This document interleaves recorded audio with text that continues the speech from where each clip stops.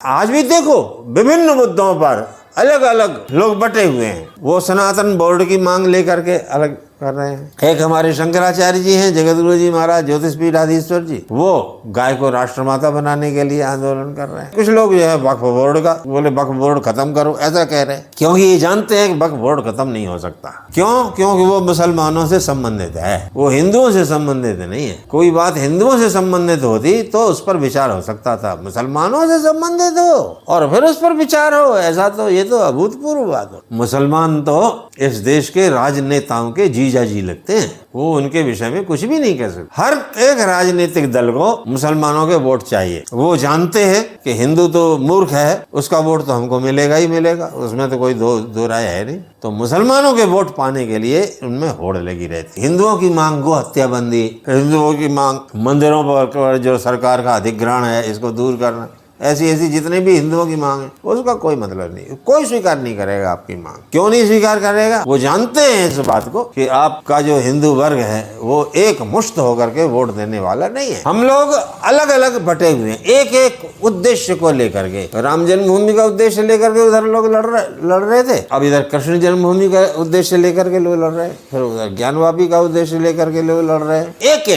एक को लेकर के लड़ रहे हैं, अलग अलग। देश की स्वतंत्रता के लिए आंदोलन किया, देश के लिए आंदोलन किया? नहीं किया। आपका कोई इतिहास नहीं है देश की स्वतंत्रता के आंदोलन का। ये बात मैं नहीं कह रहा, ये बात डॉक्टर राम मनोहर लोहिया ने लिखी है। देश की स्वतंत्रता के लिए आप जो आंदोलन हुआ उसमें आपका कोई योगदान, किसी भी तरह का योगदान नहीं है। जब देश स्वतंत्र हुआ, उसका विभाजन हुआ, टुकड़े हो गए, लगभग 20 लाख हिंदुओं की हत्या हुई, आपने कोई विरोध किया?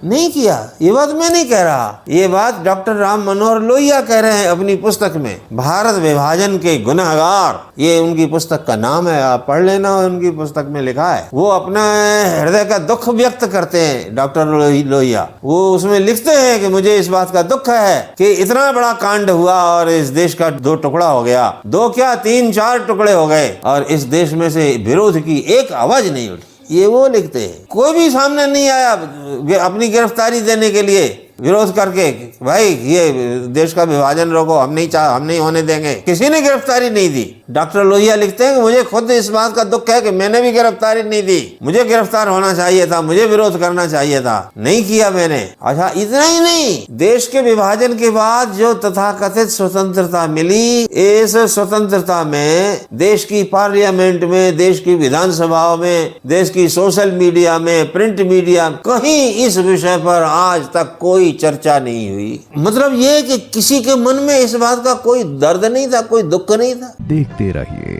धर्म की आवाज। धर्म की आवाज चैनल को सब्सक्राइब अवश्य करें।